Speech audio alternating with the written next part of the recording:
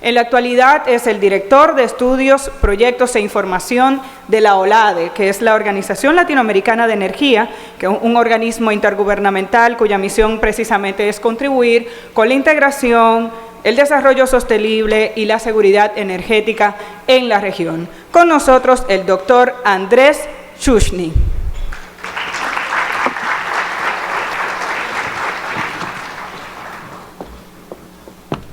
Hola, buenos días.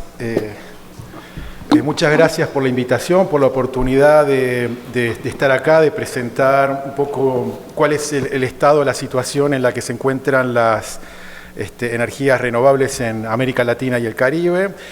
Bueno, como recién decía la señora locutora, OLADE es un organismo regional. Es el único organismo sectorial regional de América Latina, es la Organización Latinoamericana de Energía, cuyo objetivo es básicamente promover la integración energética, promover el intercambio entre los países, la cooperación técnica, promover en el contexto actual, como se comentaba, el contexto del cambio climático, promover un uso más racional de la energía, lo cual implica y tender hacia el uso de energías sostenibles, energías renovables, promover una mayor eficiencia energética, que también es un tema muy importante en el contexto del cambio climático y también muy relacionado con el tema de las renovables, como en algún momento comentaré. Yo lo que voy a hacer ahora, entonces, voy a presentar con muchos gráficos, con mucha información, en cómo estamos en América Latina en materia de energías renovables. Y no estamos tan mal, eso es una buena noticia.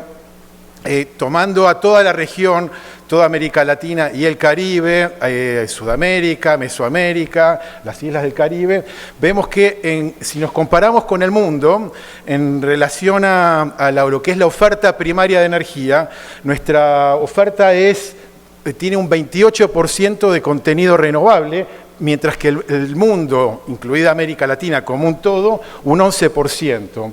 Pero no solo eso, sino que también usamos mucho menos en relación al agregado global, mucho menos carbón, mucho menos petróleo, tenemos una proporción de gas natural más relevante que América Latina, y eso es bueno porque el gas natural, si bien no es una fuente fósil, tiene un contenido de emisiones de gases de efecto invernadero sustancialmente más bajo que el carbón mineral y los derivados del petróleo, ¿no? Pero bueno, lo que sí tenemos una componente muy importante de hidroenergía, y eso se ve muy bien cuando comparamos a todo el mundo en relación a América Latina y el Caribe, en relación a lo que es la generación eléctrica, la generación, el proceso de transformación de la energía primaria en lo que es la generación eléctrica, que es relevante en la región. Y bueno, agregando todas las renovables, tenemos un 56% en lo que respecta a la generación eléctrica. Es muy bueno eso. Está dado básicamente por la gran capacidad de generación de hidroenergía, de energía hidráulica, que hay particularmente en lo que se refiere a América del Sur, grandes centrales, la que en su momento era la central más grande del mundo, como Itaipú, Yacyretá, que hacen que países como Paraguay sean exportadores netos de energía eléctrica, por ejemplo, ¿no?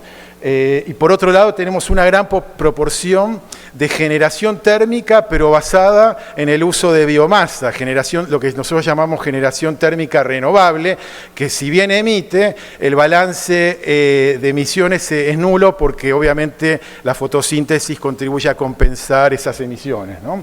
Así que en términos agregados, en términos a nivel de toda la región, estamos bastante bien, lo cual no implica que tengamos que seguir avanzando en promover el uso de energías sostenibles, de tratar de reducir el nivel de emisiones y de ir hacia una transición energética en donde, en lugar de pensar en promover una mayor generación térmica, promovamos la sustitución por usos de fuentes no convencionales, o las convencionales como la hidroenergía en la medida en que todavía haya algún potencial. Bueno, en relación a lo que es la capacidad instalada de la energía eólica, si comparamos al mundo con América Latina, los niveles en los que estamos en América Latina son muy bajos, y eso no es malo, porque en los últimos 10 años ha bajado como aproximadamente un 33% el costo nivelado de generar energía eólica, por lo cual estamos en el momento justo para aprovechar el hecho de que hayan bajado los costos para empezar a incrementar nuestra proporción de nuestra capacidad instalada en energía eólica y a bajo costo, algo que si lo hacíamos hace unos años podría haber sido costoso en términos de esta tecnología. En relación a la energía, a la geotermia, América Latina tiene una proporción relativamente relevante en relación al mundo, y eso está dado por las oportunidades de emplazar plantas de generación geotérmica, particularmente en Centroamérica. Sudamérica tiene gran potencial. Chile empezó a emplazar una primera planta y ahora en un ratito voy a mostrar muy rápidamente los potenciales de las distintas energías que voy a seguir comentando. En relación a la capacidad instalada solar, también, igual que la eólica, estamos en una... es muy baja en relación al resto del mundo. O sea, sabemos que en Europa, en China, en Estados Unidos ha habido proyectos enormes basados en energía solar, fotovoltaica, y nosotros estamos recién empezando, pero también no es malo. ¿Por qué? Porque en los últimos 10 años, que fue cuando empezó a despegar el tema, en relación al 2009, los costos nivelados, o sea, los costos comparables de generar energía solar han bajado casi un 80%. Eso significa que ya en este momento la energía solar fotovoltaica empieza a comoditizarse, a hacerse muy barata, y eso va a dar lugar a una necesidad de promover un mayor uso de este tipo de energías, de promoverlo a nivel de microredes, a nivel de residencial. Así que estamos en el momento justo porque como los precios son bajos, como ha bajado sustancialmente, la oportunidad de no tener que haber pagado el costo tecnológico que implicó llegar a este punto, no lo vamos a considerar, con lo cual estamos en el momento ideal para empezar a pensar estas energías sin sentirnos mal porque no lo hayamos hecho antes o en la proporción que ahora estamos preparados para hacerlo, ¿no? En relación a lo que es la energía hidráulica, la hidroenergía, bueno, acá tenemos una comparación de los distintos países donde se ve la capacidad instalada versus el potencial y el aprovechado. El aprovechado es la relación entre el potencial y la generación, ¿no? Hay países que ya están llegando a su límite, como son Uruguay o Perú, al límite de lo que es su potencial hidroeléctrico, pero países, por ejemplo, como Guyana, que no están aprovechando ese potencial, y ahora Guyana está en un momento histórico increíble, porque va a empezar a explotar producción hidrocarburífera, y entonces va a tener una cantidad de ingresos enorme que va a permitirle generar proyectos en el que, bueno, exporten hidrocarburos, pero en algún sentido generen una energía más sostenible. El potencial es enorme. Así que, bueno, en América del Sur el potencial hidroeléctrico es donde más se aprovechó.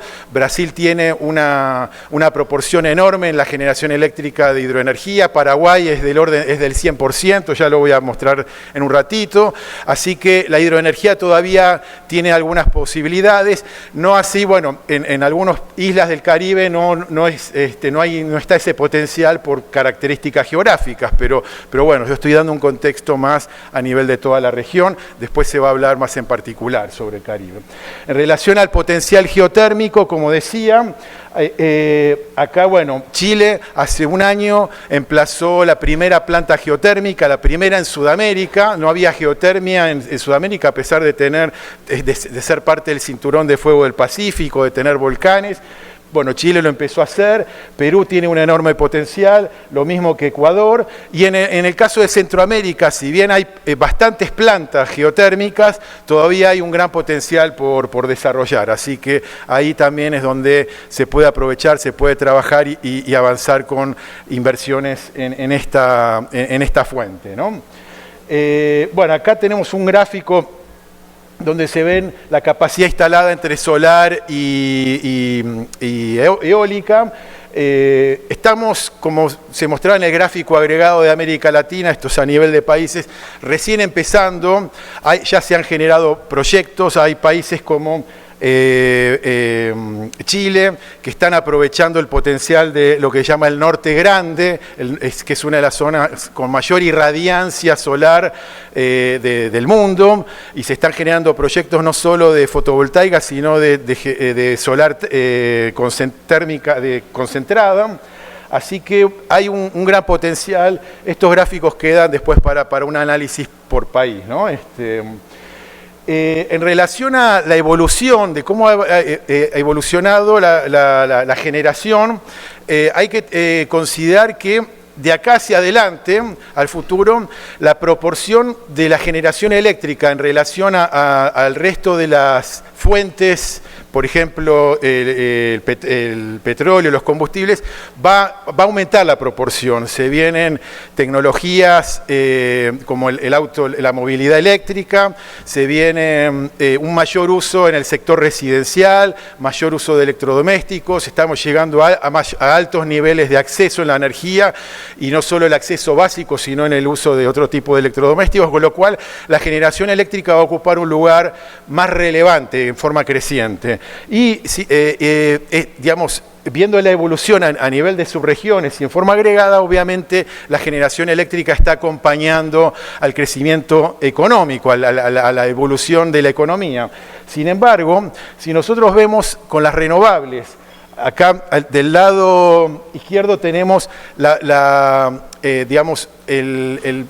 proporción de energía renovable per cápita, y del otro lado por unidad de PIB. O sea, una es en relación al crecimiento vegetativo, se está dando un leve crecimiento, una leve tendencia a va creciendo más que el crecimiento vegetativo, pero si lo comparamos con la evolución del PIB, con la evolución de la economía, la proporción de renovables está relativamente, digamos, no estancada, sino que va creciendo vis a vis al crecimiento económico, y si estamos hablando de la necesidad de transitar hacia una transición energética, valga la redundancia, sería deseable que crezca más que proporcionalmente a lo que viene creciendo el PIB. Este tipo de gráficos nos muestra eso. En relación al uso de biomasa, hay un dato positivo. Acá no se ven, hay unas barras en los gráficos, pero por el color del data show no se ve bien, pero que en los últimos años el uso de biomasa en el sector residencial ha venido reduciéndose un poco. Eso es bueno, porque quiere decir que en los hogares, particularmente en los hogares más pobres, empieza a haber sustitución por tecnologías de cocción más modernas, mayor acceso a la electricidad, mayor acceso a fuentes sostenibles y menos uso de leña, y eso es bueno en relación a lo que es el consumo residencial de biomasa, ¿no?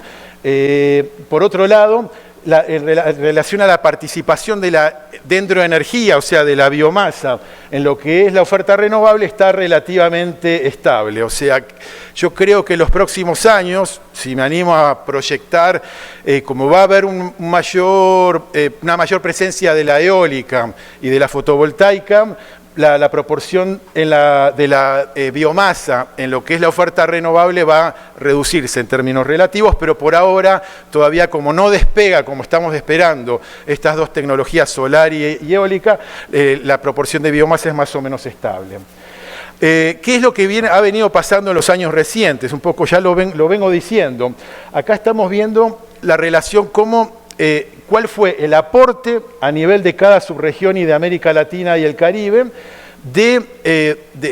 digamos, el aporte de las renovables en el incremento de la demanda de energía. O sea, qué parte del crecimiento de la demanda de energía total corresponde a la parte renovable y qué parte no. Y a nivel de América Latina y el Caribe, agregando todo, vemos que la contribución al crecimiento de la demanda de energía, la parte de las renovables que está en verde es un poquito más baja de la contribución de las no renovables. O sea que se ha estancado relativamente, salvo en algunas subregiones como en el caso de Centroamérica, donde no solo las renovables han tenido un crecimiento enorme, sino que el aporte al crecimiento de la demanda ha sido más renovable e incluso ha habido un aporte negativo, que quiere decir un retiro del uso de ciertas fuentes de generación térmica. Se sabe que países como Costa Rica han llegado a tener días donde han tenido una generación de un 100%, etcétera, ¿no? Bueno, en el caso de Brasil se ve que la contribución no renovable es bastante más grande de lo que fue la contribución al crecimiento de la demanda de la renovable. Ojo, esto no quiere decir que esté mal. Puede suceder que, por ejemplo, por el fenómeno del niño o de la niña, haya sequías, baje la hidraulicidad y entonces el país se ve obligado por 1 año o 2 años sustituir hidro por térmica. O sea, que no quiere decir, o sea, lo que quiero, o sea, puede haber fenómenos que tengan que ver con temas climáticos y como la proporción de hidroenergía es grande, por ejemplo en Brasil, puede estar dándose esa situación. Pero bueno, estos resultados están en consonancia con los reportes globales. Hace unos días salió un informe de la Agencia Internacional de Energía donde muestra que a nivel de tecnologías y a nivel de regiones, las adiciones, los incrementos en las fuentes renovables se han estancado. Están entre el 2015 y el 2018, la parte renovable se ha estancado, digamos. O sea que lo que comentaba recién a nivel regional es totalmente consistente con lo que está pasando en el mundo. Y en este informe que se publicó hace unos días en la agencia internacional plantea, bueno, que hay que renovar el esfuerzo, hay que renovar el ímpetu por promover proyectos de generación renovable. Bueno, acá tenemos la evolución de la proporción de las renovables en la capacidad instalada y en la generación en años recientes, ¿no? Vemos regiones como, como América Central que tienen como una leve tendencia a incrementar la proporción de las renovables en la capacidad instalada de la generación. En el caso del Caribe, estamos hablando de islas donde las características geográficas obligan un poco a seguir utilizando mucha generación térmica y por eso hay una proporción baja, por una cuestión de carácter topográfico, geográfico. Pero bueno, iniciativas como esta, digamos, mensajes como el que estamos tratando de entablar desde OLADE, digamos, yo creo que en el futuro vamos a ir teniendo mayores proporciones y una mayor sustitución hacia fuentes renovables, ¿no? Tenemos algunos países que han tenido una evolución notable.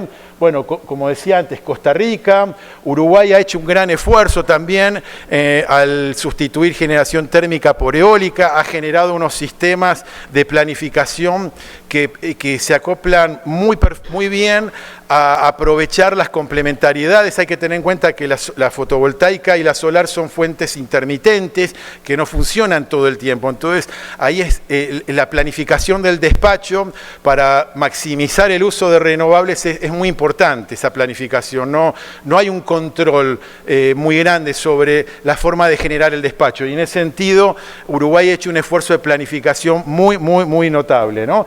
Y el caso de Ecuador también, que ha emplazado 8 centrales hidroeléctricas y han empezado a comenzar a estar en funcionamiento y ahí se ve cómo va incrementándose la fracción de renovabilidad de hidro en lo que es la generación.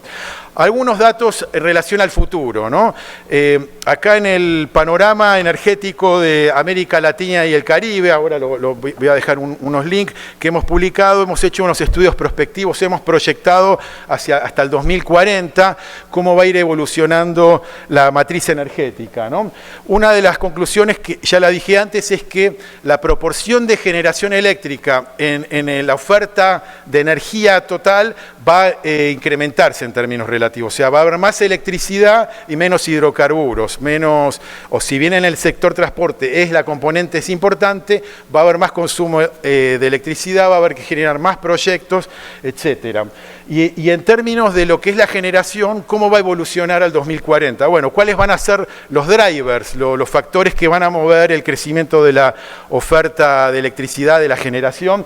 Básicamente van a ser el gas natural, como se ve y como se viene hablando y es parte de lo que plantean también muchos escenarios globales, o sea, generación no tanto basada en diésel o en carbón mineral, sino más en gas natural. Es bueno eso, así que por más que sea fósil, es una buena noticia porque tiene niveles de emisiones menores, y la solar, la eólica y la hidroenergía van a ser los drivers, los factores que van a empujar hacia adelante la generación al año 2040, ¿no? Así que esto es un poco lo que se va a dar a futuro, es lo que se está dando en las conversaciones a nivel regional, en los países, a nivel global, así que los costos han bajado, así que es un momento muy propicio para promover este tipo de energías, ¿no?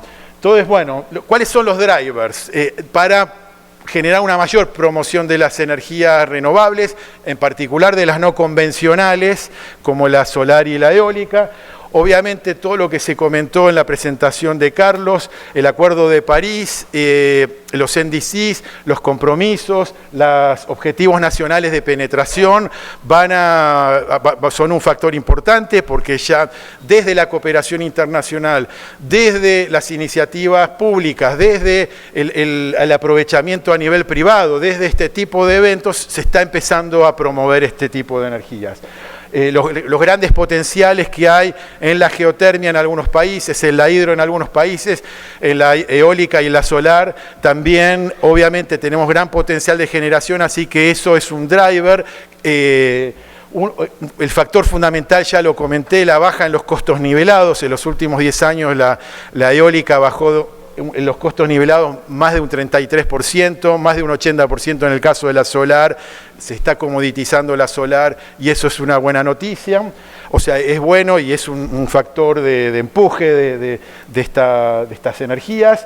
Digamos, el hecho de que se está generando capacidades locales, ya empieza a haber empresas que producen a nivel local, que importan las obleas a precios muy bajos y hacen dispositivos, hacen paneles a nivel local, empieza a agregarse un contenido local en la producción de este tipo de energías, y el contenido local obviamente es un factor que apalanca actividad económica, desarrollo, empleo. Entonces se empieza a ver con buenos ojos, no es una importación pura llave en mano la que se empieza a realizar, con lo cual se generan capacidades locales que apalancan esta producción.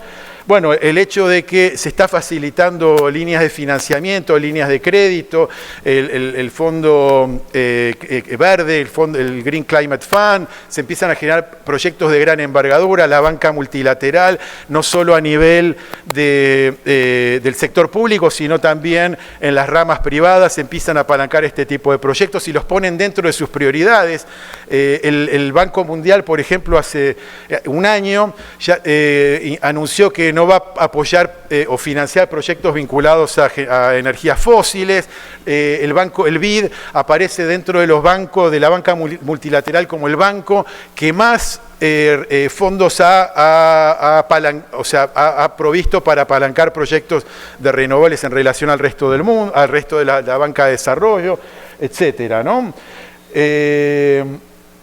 Otro tema importante, y es como una forma de ver la eficiencia energética desde la perspectiva de la integración energética, no tanto a nivel del Caribe, porque son islas, porque son como sistemas geográficos aislados, entre comillas, pero sí a nivel del continente. La integración energética es un tema importante.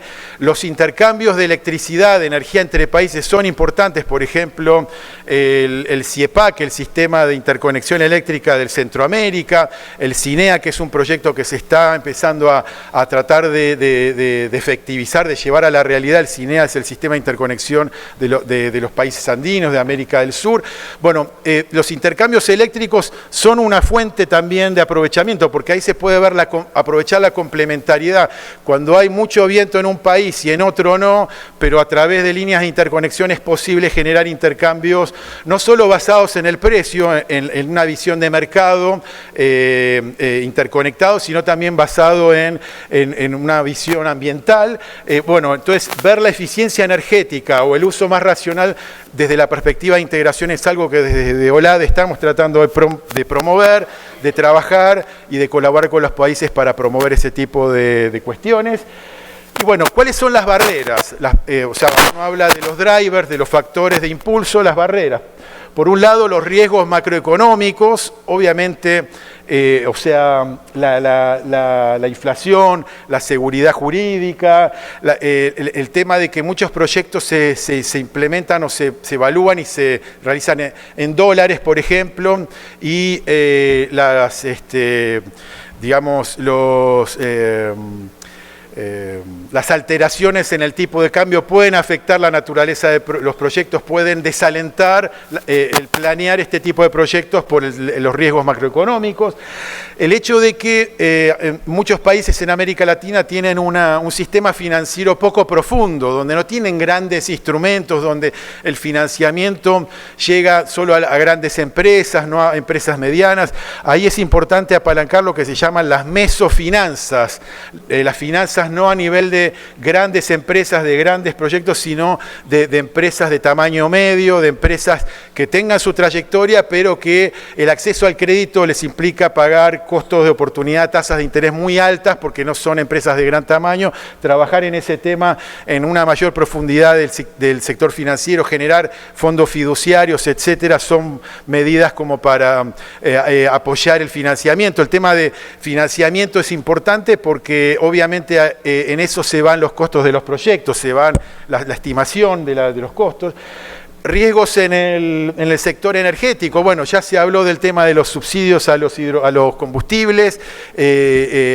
Muchos países de América Latina subsidian de manera muy importante al combustible, a las gasolinas, al gas licuado, y en ese sentido es importante ahí empezar a contrapesar cómo generar o desmontar este tipo de subsidios, pero que tengan un impacto positivo y no y que se compense con los efectos adversos que se van generando y con un impacto positivo en generación de mayores proyectos renovables.